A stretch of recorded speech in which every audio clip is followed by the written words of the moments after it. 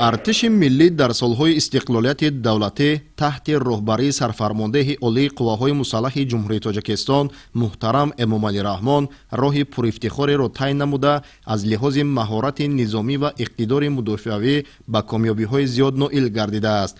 در این سالها با دستگیری‌های حکومت جمهوری تاجیکستان در گارنیزون ختلان ده‌ها بناهای مأموری، قسم‌های حربی، خوابگاه‌های عسکران و افسران، سیمخانه‌های تعلیمی، خانه دیداربینی والیدان، کمیساریات‌های حربی و دیگر انشاءات ضروری نظامی با صفت بلند و با معیارهای حربی و طلبات حاضرزمان نظامی مطابق ساخته مورد استفاده قرار داده شدند. حکومت مملکت بهر فراهم آوردن شرایط سازگار برای سربازان و افسران پیوسته تدبیرهای مشخص می‌اندیشند. با نظرداشت تأمین شرایط مساعد در جزء تام‌های قواهای مسلح کشور سال از سال صف جوانان وطندوست به خدمت حربی می‌افزاید. در زمینه تطبیق فرمان سرفرمانده عالی قواهای مسلح جمهوری تاجیکستان گنرال ارتش محترم امامعلی رحمان برای به احتیاط رخصت کردن خدمتچیان حربی که مهلت مقرر گردیده خدمت حربی را ادا نموده‌اند و دعوت نوبتی شهروندان سالهای تولد 1998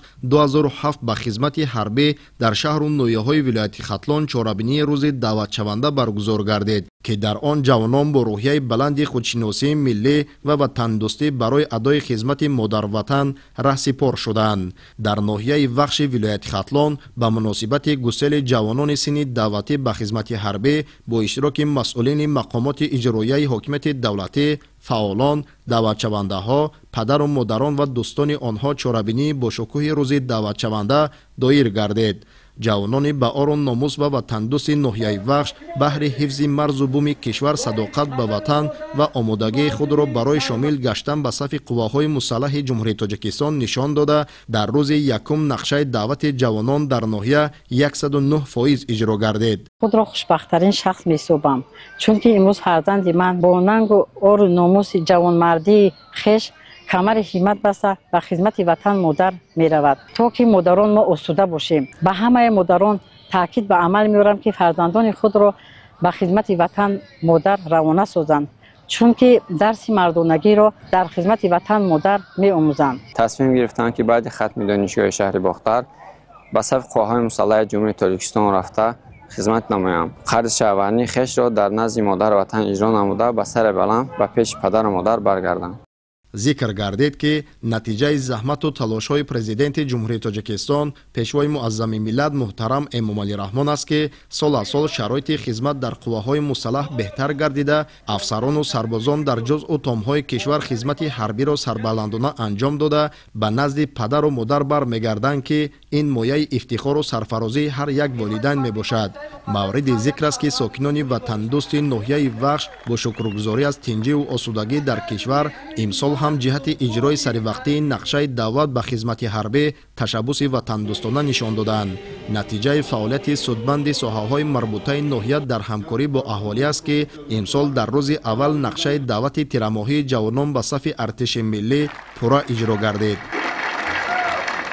بعد از ختم لیسه کسبی تکنیکی ناحیه وخش با خواهش خودم به خدمت وطن مادر میروم. از اویله ما دو برادرم قرض شهروندی خیش را اجرا کرده است و سومینش باشد عین حال در خدمت وطن مادر می باشد و من هم به مانند برادرانم این مقطع مردانگی را گذشتن می خواهم و به همسالان خود گفتنیم خدمت شرف است، پس بیایید سر بلندانه به خدمت وطن مادر رفته مرز و بوم وطنمان را حمایت نماییم. امروز با همسالان خود ما جوانان تصمیم گرفتیم که قرض شهروندی خود را در نزد دولت خود صادقانه ادا نماییم و پس از ختم خدمت حربی به نزد پدر و مادر خود برگردیم و با دیگر جوانان کشور گفتنی هستیم که این وطن را تنها ما جوانان کشور می توانیم حمایت نماییم و باید ما جوانان صادقانه بهر ملت و دولت خود خدمت نماییم.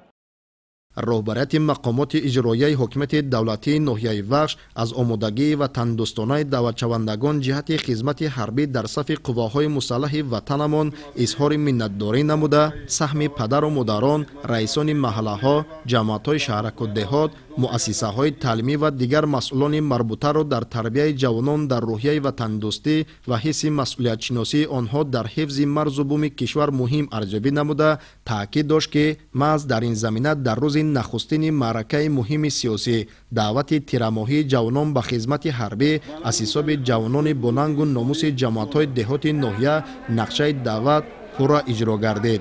фарзанди худ Нуралиев Шорухро ки мисли ду бародараш ихтиёран ба артиши қувваҳои мусаллаҳаи ҷумҳурии Тоҷикистон шомил шудааст, онро гусел карда истодам. Аз кули ҷавонони ноҳияи вахш даъват ба он мекунам ки онҳо ба артиши қувваҳои мусаллаҳаи ҷумҳурии Тоҷикистон шомил шуда барои ҳифз намудани барзу буми ватанамон ҳамеша тайёр бошанд.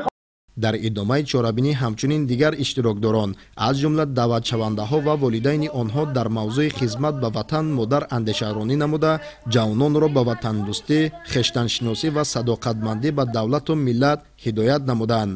бо мақсади ҳавасмандию рӯҳбаландии даъватшавандаҳо аз ҷониби масъулини мақомоти иҷроияи ҳокимияти давлатӣ ва ташкилоти мададгори мудофиа курси ронандагӣ ташкил карда шуда буд ки онро ҷавонон хатм карда соҳиби шаҳодатномаи ронандагӣ гардиданд. ин иқдом таи солҳои охир ба ҳукми анъана даромада нафарони зиёде бо касбу ихтисоси гуногун шомили хизмати аскарӣ мегарданд. дар идомаи чорабинӣ тантанавии гусели даъватшавандагон ба хизмати ҳарбӣ чун анъанаи нек маросими нонгазони наваскарон доир гардид.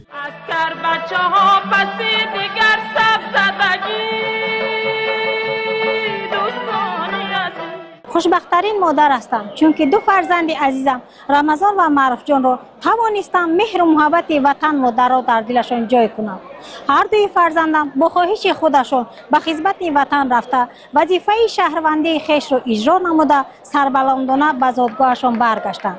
хизмат ба ватан ин шарафу мардонагии ҳар як ҷавонмардро нишон медиҳад.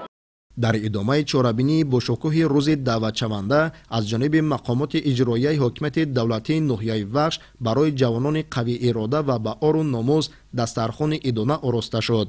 тановули ғизо, суҳбатҳои самимии ҷавонони ватандӯст бо чеҳраҳои гарму пур аз меҳр нишона аз суботи комил ва ваҳдати ҷовидонаи Тоҷикистони маҳбуб мебошад. баъд аз хатми лисеи касбии техникии ноҳия бо хоҳиши худам ба хизмати ватан модар аҳсипор гардидам. аз рӯзи хурдсолиам орзу доштам ки сарбоз шавам. имрӯз он орзуи ман ҷомаи амал пӯшид.